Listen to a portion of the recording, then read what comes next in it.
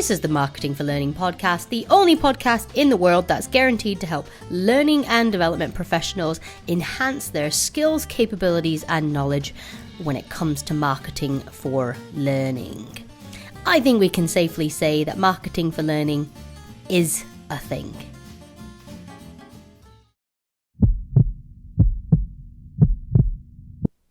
Hey guys, welcome back to the Marketing for Learning podcast. You've got Ashley Sinclair here today. Just me, no Han. Han is now happily swanning off, preparing for her imminent nuptials next Saturday and then her honeymoon. So you're likely going to only be hearing my voice for the next couple of weeks whilst Han has a much needed and well-deserved break. On the other hand, I'm working hard. I'm bringing you some fresh new ideas and thinking and content through the Marketing for Learning podcast. And I wanted to bring something to the table that has come up repeatedly for me with a couple of different client projects that I'm working on at the moment. And it's also something that Han is encountering too. And that is the notion of brand architecture or brand hierarchies.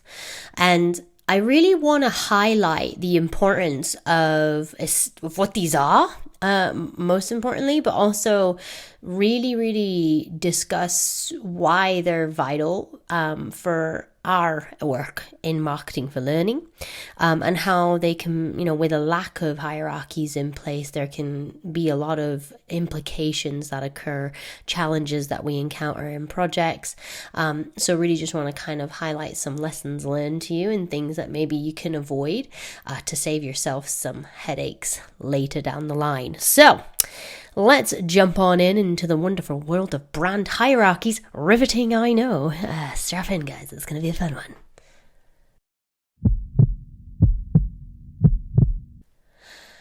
So, a brand hierarchy is exactly what you would expect. It is establishing the hierarchy of brands and sub-brands that sit within an ecosystem.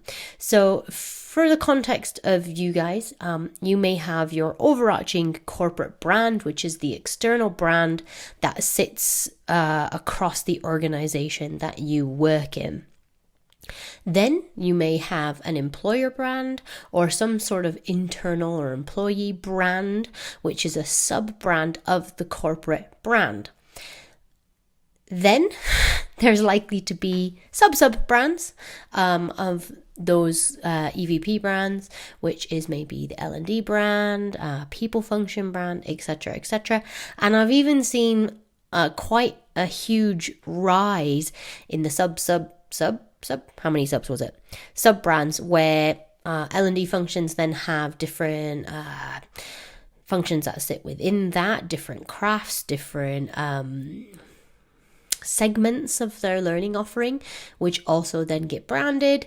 I have also seen distinct learning programs that have their own branding, products that sit within learning having their own branding. And whilst I can't obviously provide you a visual representation of how incredibly messy that is over a podcast, I'm certain you're already starting to understand how messy this gets. And the reason brand hierarchy is really important is because everything relates to each other. So there's often a lot of politics involved in branding anyways. I find this quite a lot where if we're designing assets for a client, it isn't as simple as here's our guidelines, go and have a little read and create some content. There's usually quite a lot of sign off involved. There's quite a lot of stakeholders involved as well. So understanding how your brands interplay with each other is really critical. And I'd strongly suggest before you undertake a big piece of marketing strategy work where you're even doing one big internal marketing or marketing for learning campaign, that you ensure that you undertake some work on brand hierarchies first. And let me explain why.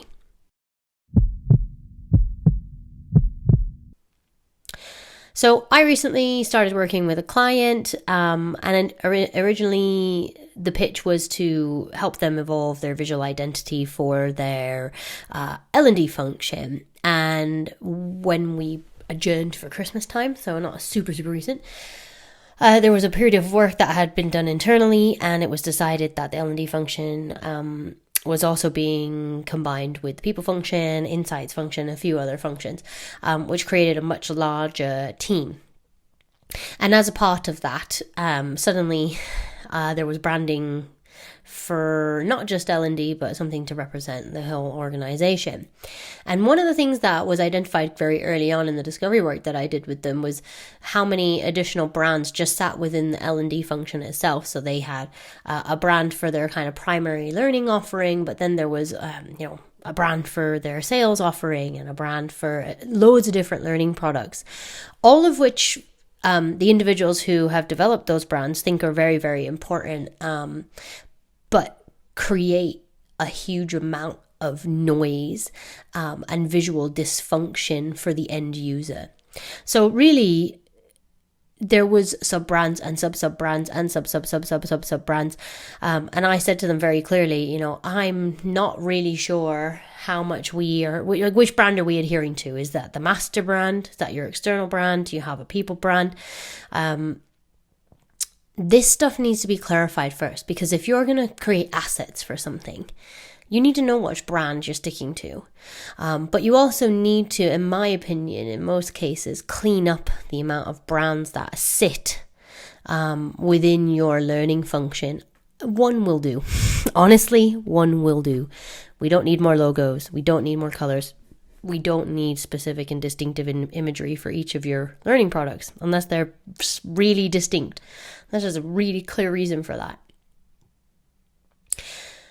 All that ends up happening with this many different brands in play is everyone gets quite jumped up about the validity and importance of their own brand, which causes a huge amount of complexity when it comes to getting assets created and signed off.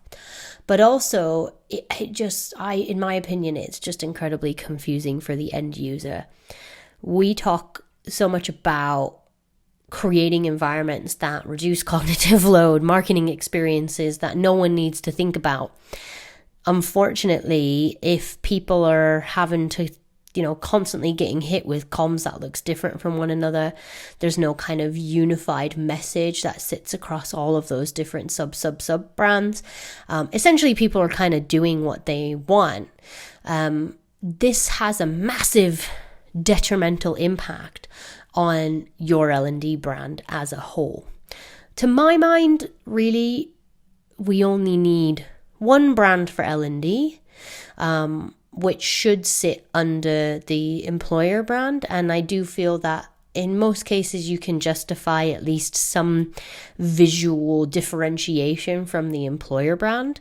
But in some cases, this is not a battle you can fight. And if you're being told, quite frankly, that you've got to adhere to the employer brand, then just do that.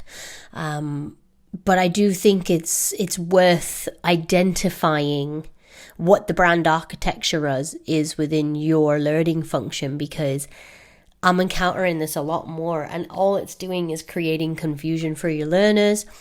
It's weakening and diluting what little brand equity you're developing from a visual perspective particularly, but it's also really missing an opportunity to unify your learning function in a visual and value proposition / messaging way. So it's not something that we should be overlooking. It's certainly, we need to know our place, and our place isn't at the top of that pyramid, the master brand is. But we can, just because we can't do everything doesn't mean we can't do something.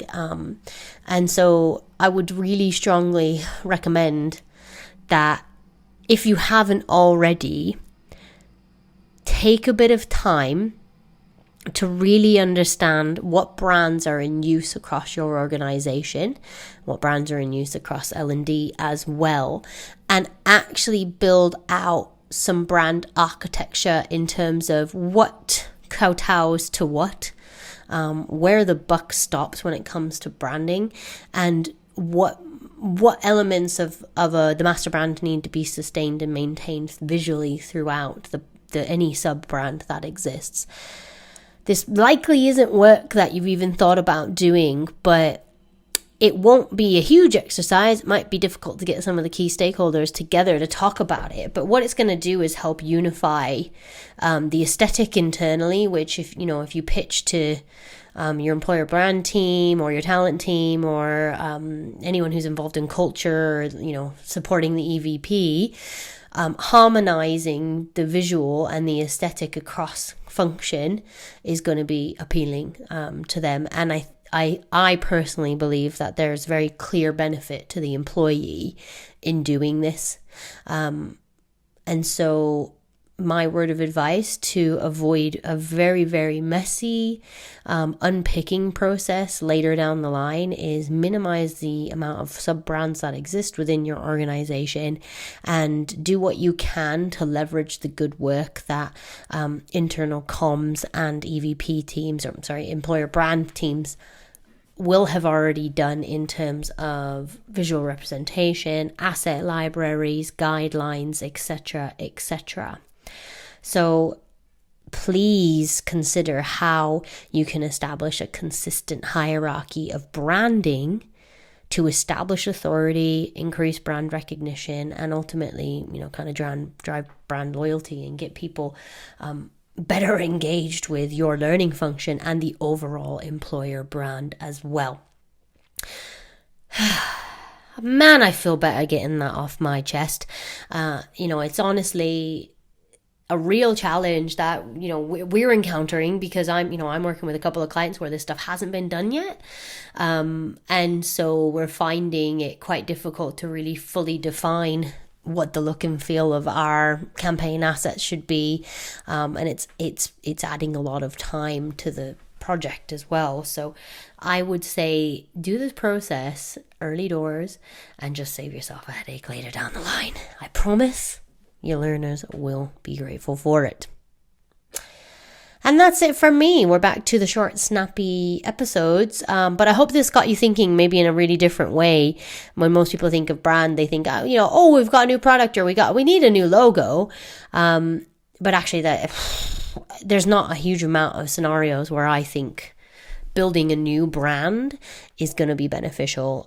You're better off kind of hopping on the choo-choo train that's already in momentum internally, and maybe identifying a distinct look and feel for your campaign rather than the overall L&D brand, if that makes sense. So I hope you found this interesting anyways. If you have any questions, you know where I am on LinkedIn. Otherwise, I'll be back hopefully next week. It is a short week, so we'll see. Otherwise, it'll be the week after. But thanks again for tuning in, guys. This is the Marketing for Learning podcast. And as always, if you like what Han and I are sharing here, one of the best ways that you can support us is by rating us 5 stars and following us on your podcast channel, whether that's Apple Music or Spotify. It really, really just helps support the podcast and ensures that we can continue to bring marketing for learning knowledge to you for free as often as possible. Thanks for listening, guys. I'll be back soon. Bye.